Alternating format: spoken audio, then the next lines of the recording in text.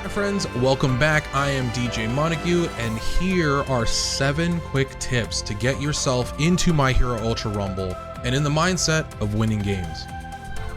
First and foremost is like a bonus tip at the beginning. You should be thinking about this game not just as a third-person shooter, but also like a mix of a fighting game. There are situations and a lot of attacks in this game that put you into a knocked down state or a tech state, where if you're pressing a direction, you will hop back up and you will have invincibility frames. This is like a fighting game thing.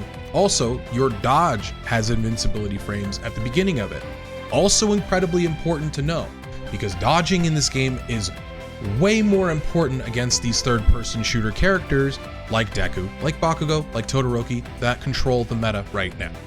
First of all, and the most important of these, I don't know what this is called, but I'm calling it dash shifting for the current time being. I'm not sure what it will be called in the future, but in this game, your mobility is incredibly important, and to create healthy mobility and healthy defense, when you dash and you jump and then you take a shot, you will maintain most of your mobility or your top speed.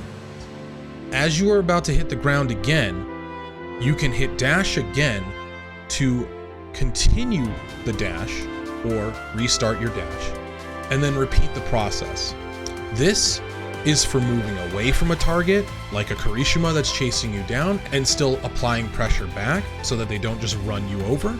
Or if you're in an aim duel, you're Todoroki and Deku on the other side, and he's just aiming on the ground, walking at half speed, you are going to fry him because you're moving all over the screen and jumping and maintaining mobility while he's just trying to stand there and play Fortnite no build. So make sure you're moving and maintaining mobility in a game that has a ton of it. Tip number 2. A lot of abilities in this game can be casted from a jump directly upward. Now, characters off the top of my head that can do this: Deku can cast his beta quirk like this and get a great amount of height, and a lot of people don't use their necks and look upward. It's really, really good. Bakugo can do this with a special action. Ida can do this with his alpha quirk and beta quirk. All of these will add that true third dimension to your gameplay. Use this to break people's ankles in team fights. Like I said, not a lot of people look up in a lot of these games, and it's really, really important in this game to maintain vertical mobility as well as horizontal. Tip number 3, you should always carry a blue character shard with you. Not only does it give you increased movement speed, but if you use it and run directly at a wall, you will run directly up the wall like Ida. This is incredible for somebody like a Dabi who has no vertical mobility at all and only has defensive capabilities. If you're chasing down a Bakugo who uses both of his charges of his character trait to go up a building, you can also go up that building at a decent speed. Speaking of special actions, tip number 4.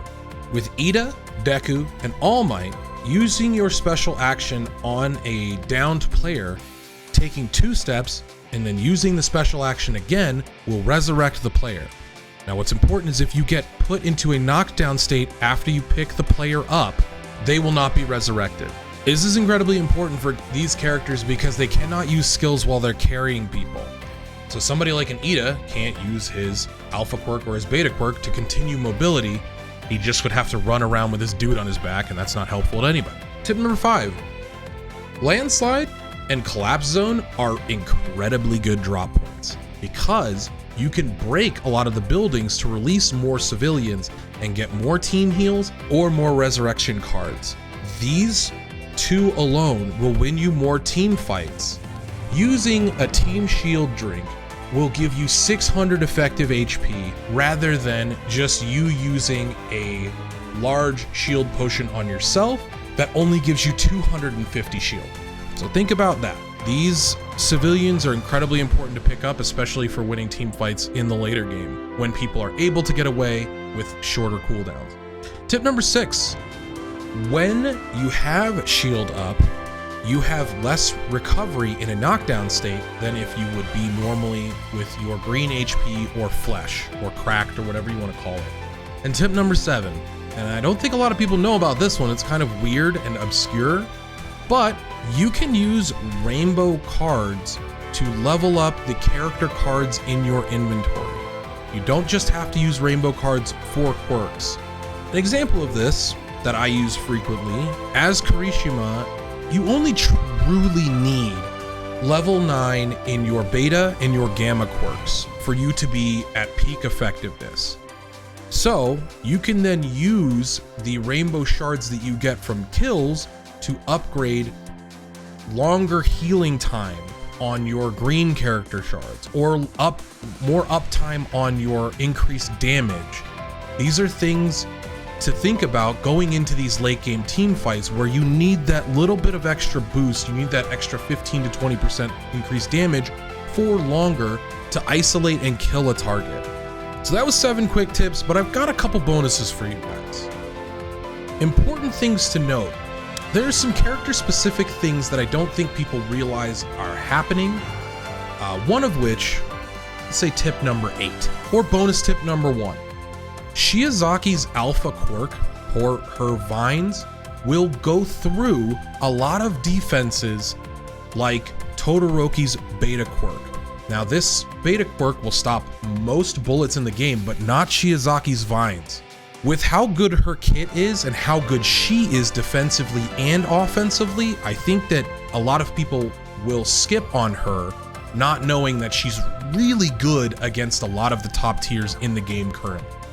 Bonus number 2, Todoroki does not have to take his mobility when he presses his gamma quirk.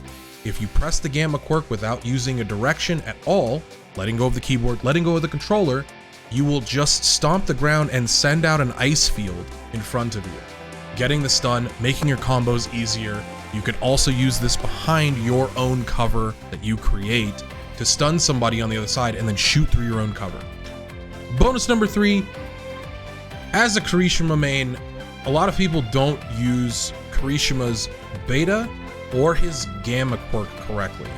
You can jump and use the gamma quirk to have a ton of mobility in the air. While you're on the ground, for this skill, it has a ton of super armor. When you are in the air, you get the mobility. You have to know when to use these two, and a lot of other characters have this same thing.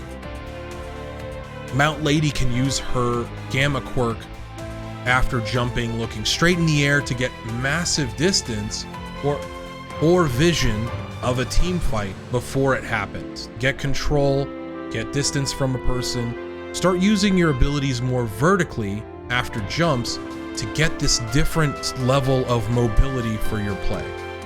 Thank you so much, friends, for hanging out with me today. Hopefully this helped you out. Let me know in the comments if you found something that helped you, and if you didn't and you want to throw some tips out there, let people know. I really appreciate it. Thank you so much for watching. Make sure you check me out on Twitch, twitch.tv/DJ Montague.